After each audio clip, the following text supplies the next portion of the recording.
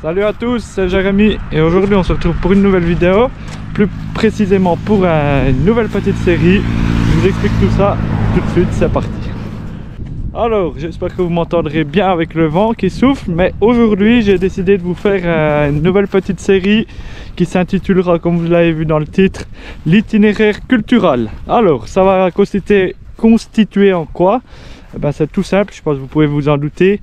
On va parler des cultures et puis de leur un petit peu de leur suivi et tout ça tout au long de l'année. J'aurais pu commencer à faire ça quand on a semé les céréales, mais j'avais pas encore eu l'idée. Puis maintenant je vais essayer de faire ça une fois par mois. Je vais essayer de vous faire ça un épisode par mois pour suivre la culture. Ça peut être la prairie, ça peut être les céréales, ça peut être n'importe quoi.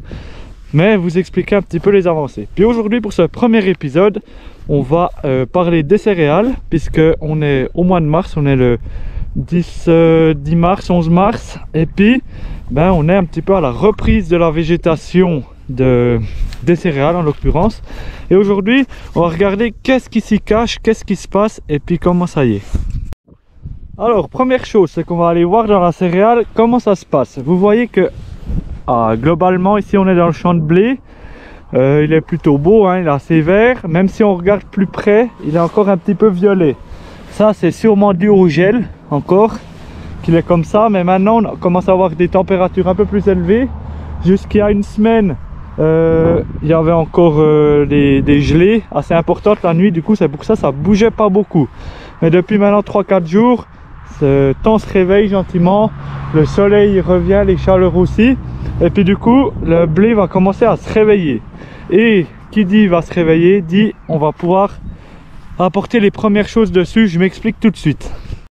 Donc, comme je vous disais, il est un petit peu plutôt violet. Mais maintenant, ce qu'on va essayer de regarder, c'est qu'on va prendre une pousse de blé, n'importe laquelle. Par exemple, celle-ci, ici.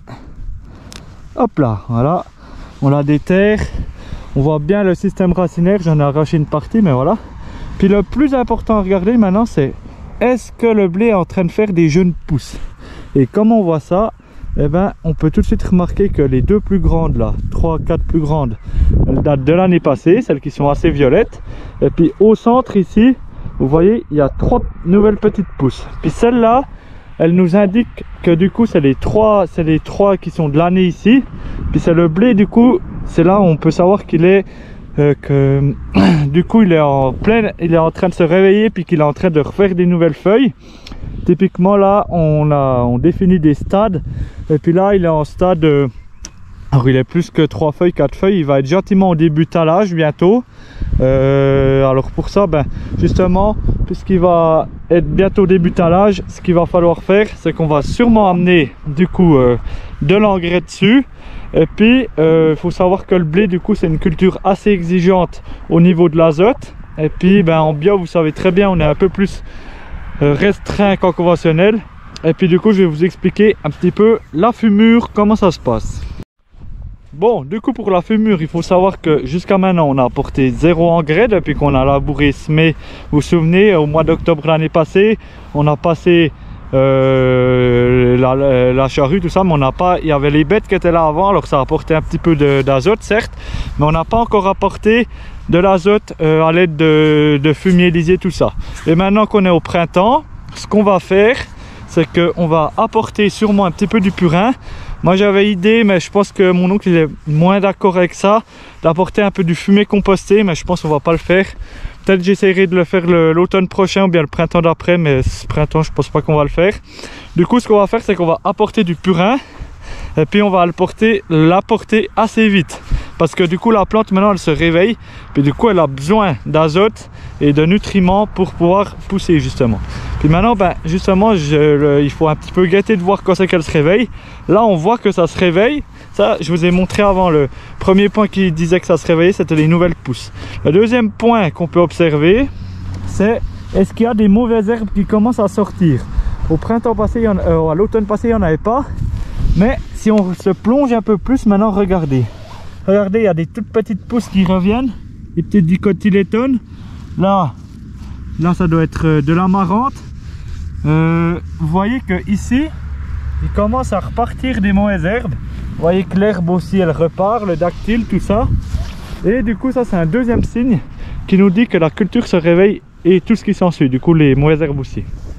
Du coup, si je reviens sur mon histoire de fumure, ce qu'on va faire, c'est qu'on va apporter 20 mètres cubes de purin normalement. Maintenant, c'est ce que j'ai regardé un petit peu en faisant mon plan de fumure, ça je vous montrerai à la limite à la maison. Et puis ça représente 10 ou 12 unités d'azote. Il faut savoir que le blé, il lui en faut à peu près 140 si on est assez fort dans les rendements. Là, on vise, j'essaye de viser 40 à 45 décitonnes. Du coup, on sera un peu moins, on sera plutôt au niveau des 110 décitonnes. Du coup, ça couvrira vraiment pas beaucoup, c'est 10 ou 12 unités d'azote. Puis ce qu'on va faire, c'est qu'on va apporter encore à côté un engrais bio du coup, mais de l'azote quand même, c'est de l'azote, mais ça pas sous forme de nitrate. Un 13%, donc 13 unités ça veut dire. Donc on va pour tant de kilos. Et maintenant, ce que je vais faire, c'est que je vais apporter à peu près 500 kg hectares de cet engrais pour pouvoir couvrir justement ces...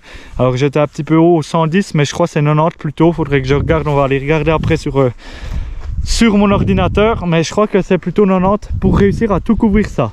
Puis ce qu'on va faire, c'est qu'on va apporter le purin, je pense, d'ici la semaine prochaine ou bien comme ça. Ou bien le fumier. Et plus tard, quand...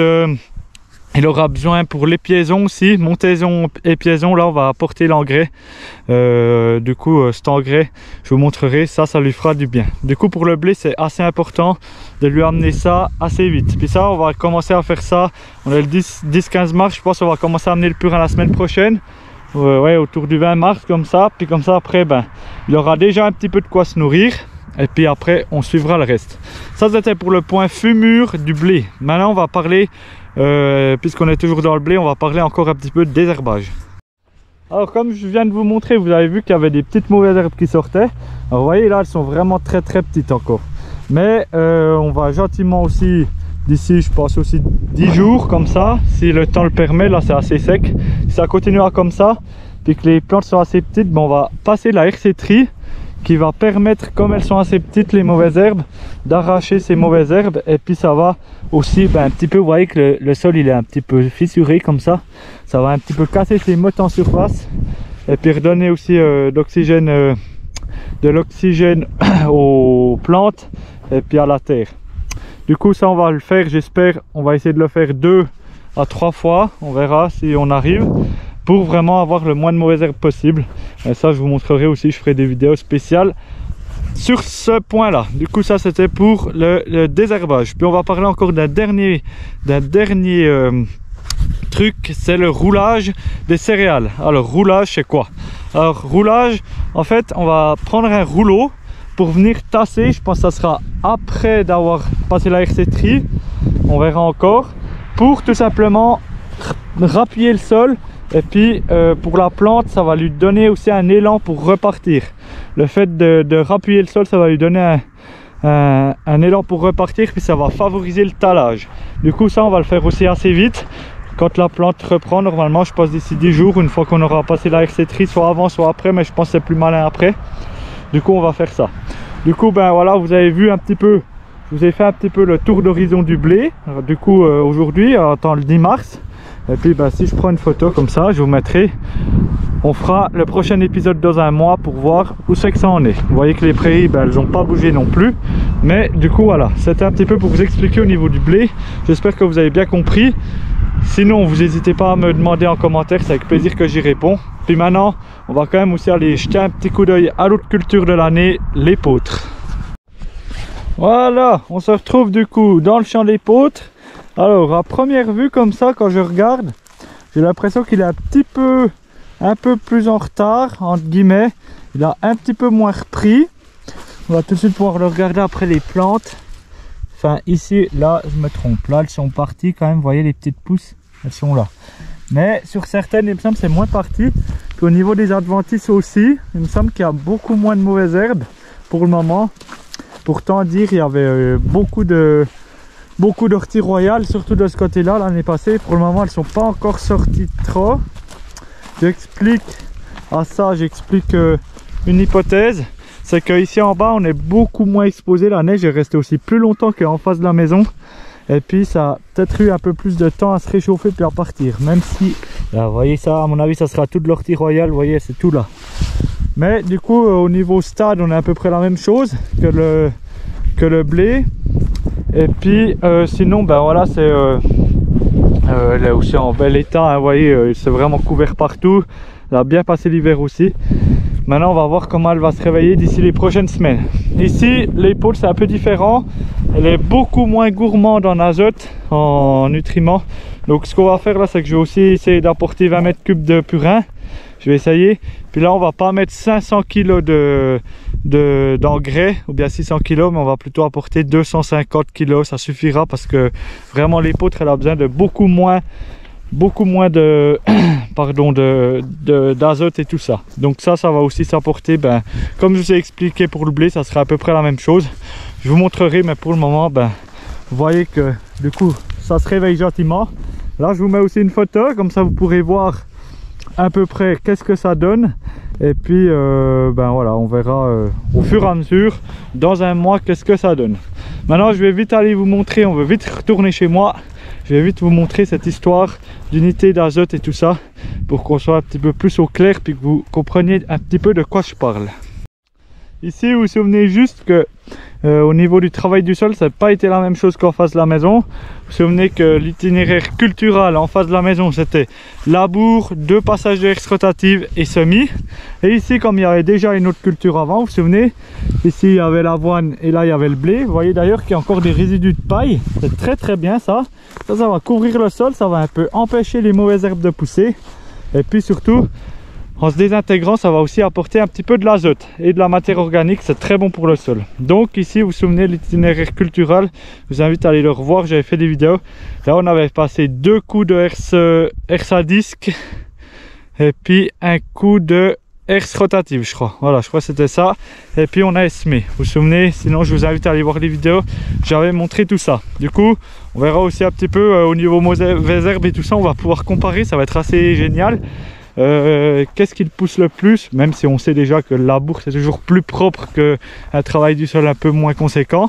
Mais j'ai hâte de voir ça et puis on verra ça tout au long des mois à venir jusqu'au mois de juillet quand la moisson se déroulera. Du coup voilà, cette fois on part chez moi.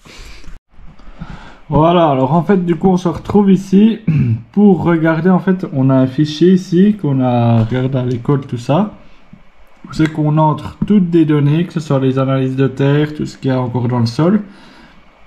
Et puis après, ça nous donne combien il faut d'unités pour chaque élément. Là, pour le blé, c'est pour l'épaule, c'est 100 unités d'azote.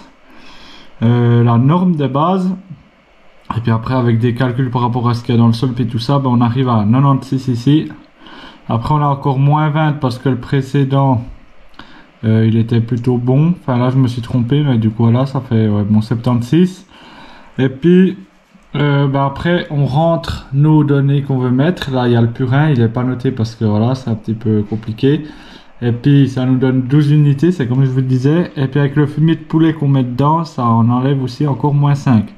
Du coup on est encore à 58 unités d'azote qui nous manquent.